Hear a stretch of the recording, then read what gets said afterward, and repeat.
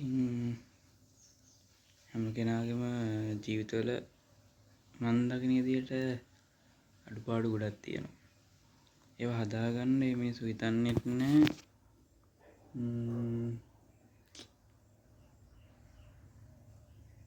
හදාගන්න යාලා හිතාගන්නෙත් නැහැ.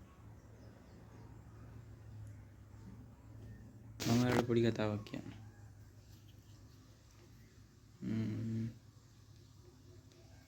මෙහෙම කතා පටන් ගන්නෙ. ඒ කෙනා මම මේක Facebook එකේ දැක්කේ. ඒක ඉතින් මම මේ බෙදා ගන්න. ඒක මෙන්න මෙහෙම වෙන්නේ. එක්කෙනෙක්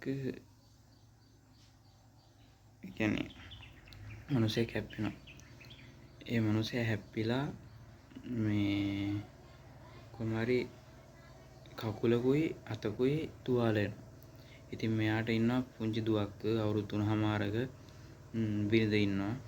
ඉතින් මෙයා තුවාල වෙලා ඉද්දී මෙයාගේ යාළුවෝ තමයි මෙයාට උදව් කරන්නේ. ඉතින් මේ උදව් කර ඉද්දී එක දවසක් මේ යාළුවෝ දෙනා බොනවා බිරිඳ ටවුන් ගිහිල්ලා. ඉතින් අර අවුරුදු 3මාරක දියණිය මේ කලිසම මේ කියන්නේ රෙදි නැතුව ඔය අර මේ ගිහිල්ලා සෙල්ලම් කරනවා.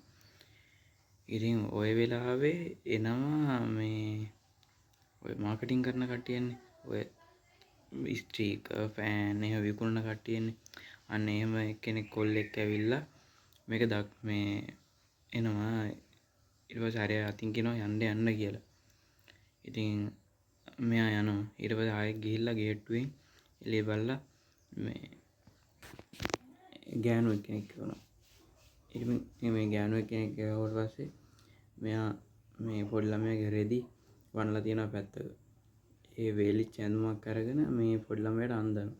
අන්දලා ඉවරලා මේ යනවා බායි කියලා යනවා. ඉතින් මේ කෙනා සනීප වුණාට පස්සේ කියනවා මම දැකපු හොඳම මාකටිං කරන දෙන්නෙක් කියලා කිව්වා. කියලා එයා සමාජ මාධ්‍ය මුහුණු පොතේ පළ කරලා තියෙනවා මම දැක්කා. ඉතින් මේ වගේ මිනිස්සු හරි අඩුයි. මම අහම්බෙන් මේ වගේ ඒ වීඩියෝ එක දැක්කේ. මේක ඇත්තම සිද්ධියක්. තව සත්‍ය සිදුවීම් ගොඩාක් තියෙනවා ඒ වගේ මේ ලංකාව ඇතුලේ වෙච්ච දේවල්. ඒක මම හිමීට ඔයාලට කියන්න. ඒ හොයාගෙන මම පුළුවන් වුණත් ඒ ලින්ක් ඩිස්ක්‍රිප්ෂන් බාර් එකේ දාන්න. ඒ ඔයාලට කියවන්න පහසු වෙන විදියට.